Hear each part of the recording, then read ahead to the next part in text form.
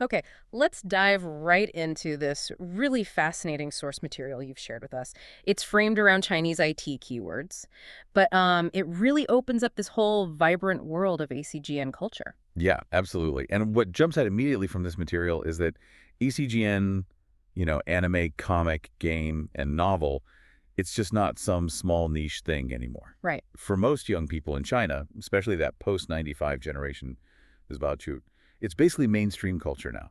That's such a key takeaway here. It's become so normal, the source says, that older terms like uyuwa, the sort of direct translation of otaku, they're not really used much. It's just, It's just what young people are into. exactly, youth culture. Precisely. And that shift, that mainstreaming, is why understanding ACGN is, well, frankly, critical for anyone trying to connect with that demographic, especially B2B companies. It's where the audience is. So our mission today really is to pull out the most important insights from your sources here. We want to help you understand how this culture connects with tech and how it's becoming this major economic force, the otaku economy, as the source calls it. And we're going to uncover some pretty surprising things along the way. Definitely. Like how really advanced AI is being used for, well, Mo characters. Yeah, and how a huge platform built entirely on fan content figures out how to make money when users hate ads. And some really eye-opening stats about who these fans are and their spending habits. It's not what you might expect. So one of the first really interesting threads the source pulls on is this deep link between the culture itself and technology. It points out that actually a lot of engineers are big ACGN fans themselves, Ah, okay. which naturally leads to this idea of otaku tech. Otaku tech, I like that. And the examples in the source are pretty compelling. There's Make Girls Mo from students at Fudan University in Shanghai. Right. It's a service where you can specify different attributes, hair color, eye style, whatever, and it generates totally unique anime character images. Okay, but what's under the hood? How does it work? Well, this is where it gets really interesting technologically. It's not just, cutting and pasting parts. It uses something called a DCGAN, a deep convolutional generative adversarial network. Okay, DC Dan. The source gives a pretty good analogy. Mm-hmm. Imagine you have two AIs. One's like a counterfeiter, trying its best to create fake anime images. The other is a detector, trying to spot the fakes. Ah, okay, they compete. Exactly. They compete, and through that competition, they both get incredibly good. The counterfeiter learns to make images that are almost indistinguishable from real ones, and the detector gets amazing at spotting even tiny flaws. So the AI isn't just copying, it's learning the style.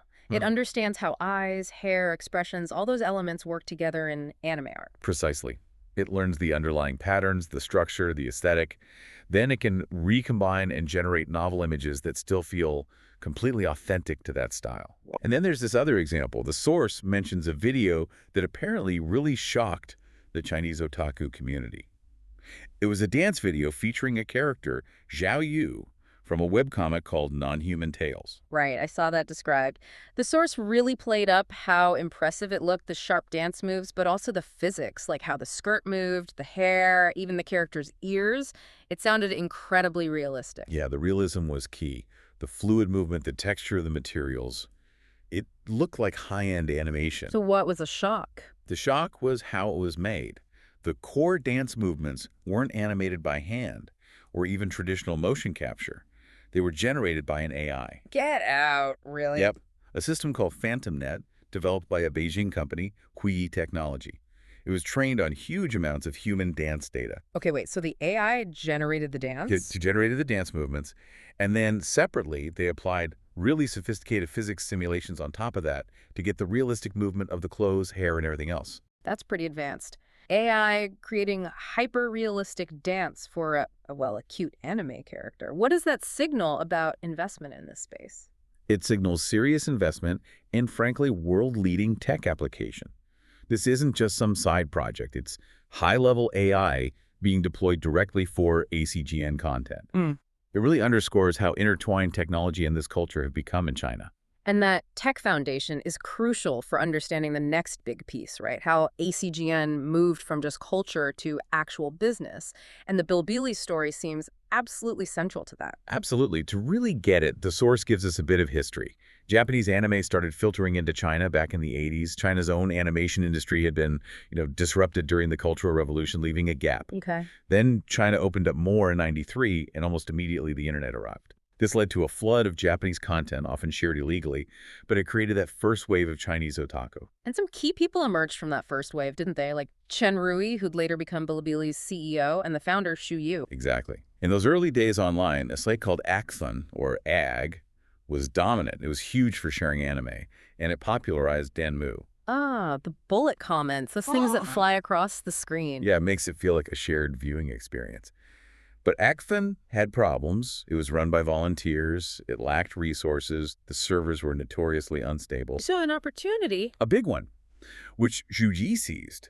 He initially started a site called Miku Fans, specifically because Axon was so unreliable. People flocked to it. And Miku fans became... Renamed Bilibili, or Bia, apparently after the nickname of a character, Mikoto Misaka, from a certain scientific railgun. Right. And Chen Rui, the future CEO, he was just a user at this point. A very passionate user, yeah. The source has this great little story about him reaching out to the team thinking it was a proper company. And it wasn't. Nope. He found just 4 volunteers working out of a tiny apartment. But he saw the potential, the community they had built. He proposed incorporating, invested his own money, helped set it up formally in 2012, and became CEO. And then eventually took it public on NASDAQ in 2018. That's the trajectory.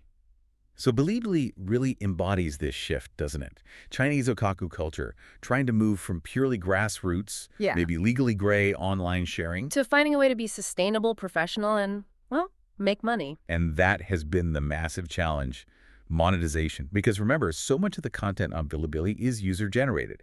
It's secondary creation, fan works. Right. Using existing characters, worlds. Exactly. And the users are incredibly protective of the platform. They feel ownership. And they hate traditional ads. The source even quotes them, "Don't put ads, pollute the work." That's pretty strong. And Bilibili actually promised them, didn't they? Yeah. Eternally. No in-stream ads. They did. And they learned the hard way what happens if they break that promise. Back in 2016, they tried putting pre-roll ads on some licensed anime they had, like ReZero. How did that go? Disaster. Huge user backlash. People felt betrayed. It got so bad, Bilibili actually pulled the anime entirely rather than keep the ads. Wow. Okay, so if they can't run normal ads in videos, and most content is fan-made, how on earth do they make money? What's the actual business model here? This is where, according to the source, Bilibili got pretty creative. They do have some conventional things, like separate videos clearly labeled as A or T advertising. Standalone commercials, basically? Yeah. And banner ads on creator profile pages with revenue sharing. But the really clever part, the main solution, is this platform called Bilibili Huahua. Huahua. Okay, what is that? Huahua means spark or fireworks. It's basically a matchmaking platform. It connects advertisers directly with Bilibili's content creators, the UPs, uploaders. So instead of Bilibili forcing ads onto videos, advertisers use Huahua to find creators they want to work with and propose sponsored content campaigns. Ah, sponsored videos, like influencer marketing. Sort of, but with a specific Bilibili twist. When a creator makes a video based on an advertiser's request via Huahua, it gets tagged very clearly as would may, activity work or sponsored work. It's transparent to the audience that it's a collaboration. Bilibili facilitates this and takes a small cut, like 5%. Okay, that makes sense. Does it work in practice? The source gives a great example. KFC worked with a popular science creator called Tubaji. Okay. Instead of just like holding up a bucket of chicken, Tubaji did a whole video in his usual style, analyzing the history of KFC, the taste science, even comparing it side by side with his own homemade fried chicken. Huh. That actually sounds entertaining. Right.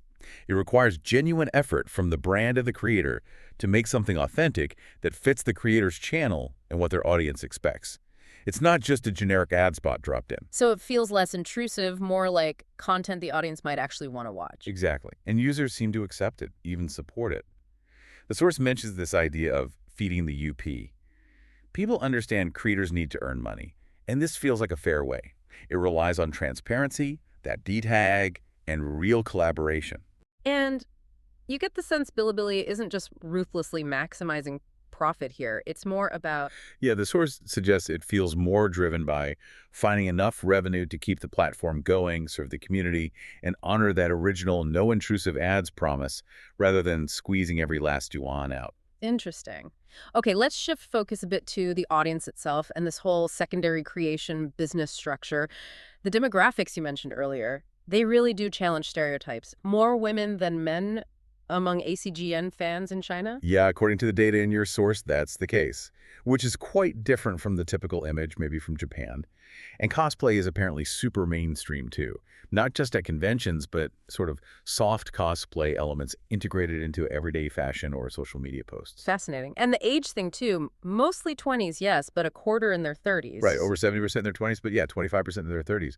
It shows the first generation, people like CEO Chen Rui, who's now over 40, Hmm. they haven't necessarily grown out of it. The culture is evolving with them. And it's not just for single people either. Apparently not. The source says 42% of fans are married. So it can be part of family life, maybe, though it also notes 37% are single and not currently dating. So perhaps for some, ACGN is a major focus. Now, this secondary creation, it's basically fan works, right? Fan art, fan fiction, parody videos using existing characters or worlds. Exactly. Similar to doujinshi culture in Japan, but maybe more digitally native in China, happening directly on platforms like Bilibili. But legally, that's always been tricky. Copyright infringement is a huge issue. How did Bilibili handle that, especially early on when it was more of a gray area? Well, initially it was largely a gray area, but this is another place where the Huawei platform comes in, offering a potential solution, according to the source. Okay, how does Huawei help with the legality of fan works? The idea is that rights holders, the original creators or companies, can use Huawei too. They can post their official content, characters, assets, whatever. Then users can apply through Huawei for permission to create secondary works based on that official material. Ah, so it becomes a permission gateway. Kind of. If the rights holder approves the fan's application, the resulting fan work gets tagged as Shipawar.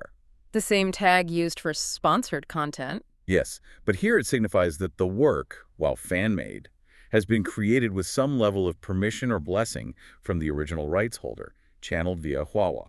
So the tag pulls double duty, indicating sponsored or authorized fan work. Precisely. And if a fan work doesn't have that tag, or loses it because the rights holder objects later, it's clearly marked as unauthorized and can be taken down.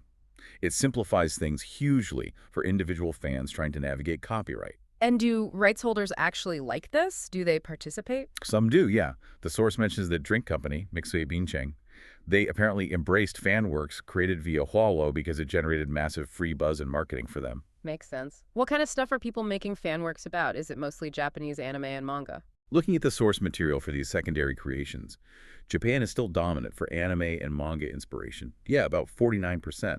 That reflects the history. But interestingly, for light novels, Chinese originals are the main source, around 60%. So domestic Chinese content is definitely growing as source material too. Absolutely. And one more thing about this audience. Their spending power. The figures in the source are pretty staggering. Yeah, lay those on us again. Excluding students. Excluding students, only 16% of these ACGN fans spend less than 3,000 yuan a month. But almost half, 46%, spend over 5,000 yuan a month. Wow. And that's not just a few hardcore fans, right? That's the average across an estimated base of 460 million people. That's what the source indicates, yes. It's a massive group with significant disposable income. A lot of it is spent offline events, merchandise, but online spending is growing fast too. They're a major economic force. Okay, so Bilibili is central, but it's not the only platform, right? The source mentions others. Right. Briefly, it touches on NetEase Lofter, which is apparently more focused on text and images, popular with female users, especially for light novels. And ByteDance has one. Yeah, ByteDance owns Ban Shuan, which leans more towards cosplay and illustrations.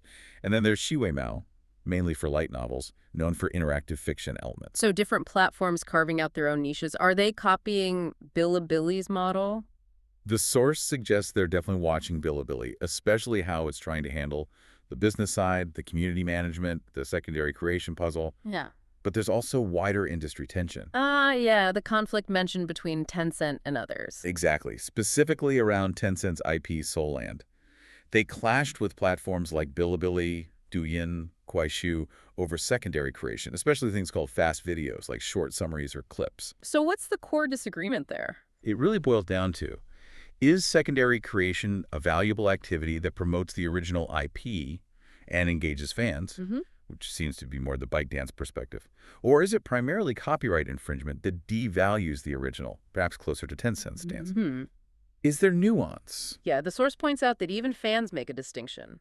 They seem okay with genuinely creative fan works art, stories, thoughtful parodies, but they're less keen on low-effort, fast videos.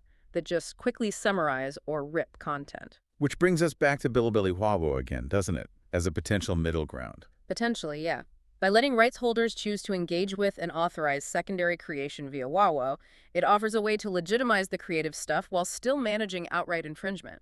It's presented as one possible model. So looking at the big picture, Bilibili is huge. Hmm. The source mentions its MAU, revenue, how it's diversifying, but the core challenge remains. The core challenge for the whole ecosystem, the source suggests, is finding sustainable ways to manage secondary creation legally and profitably. Bilibili has pioneered one approach, but the industry probably needs more platforms and models to figure this out for it to fully mature. And the fact that big non-ACGN brands like KFC and Mixue Bingsheng are now actively playing in this space using tools like Huahua, that's a sign of real change. That's presented as a key indicator, yeah. It shows the otaku economy isn't just an internal fan thing anymore. It's industrializing, becoming part of mainstream business strategy in China. Okay, so to wrap this up, we've journeyed from ACGN as a niche interest to this massive mainstream cultural and economic force in China, especially for younger generations. We've seen how deeply it's connected to some really advanced technology, Correct. with things like AI being used in surprising ways for content creation. We unpacked the Bilibili story, its grassroots origins, its struggle with monetization, and its innovative Huawei model trying to balance community values, creator needs, and making money, especially around that tricky issue of secondary creation. And we highlighted the audience, surprising demographics, significant spending power, and the central role of fan creativity. Understanding this whole otaku economy, this blend of culture, tech, and commerce, really feels essential if you want to grasp youth culture, digital trends, or just the consumer market in China today. It's a huge engine driving things. Absolutely. And maybe a final thought to leave you with, drawing purely from what we've discussed from the source material. Considering Bilibili's very specific attempt to navigate secondary creation and monetization, trying to legitimize fan works through opt-in systems like Huawei, while fiercely protecting the user experience from things like intrusive ads. What might this particular model, this balancing act, suggest about the broader future? Not just for ACGN, but for any online content where fan creativity meets copyright and where brands want to engage authentically with passionate communities. It raises some fundamental questions about where the digital economy might be heading.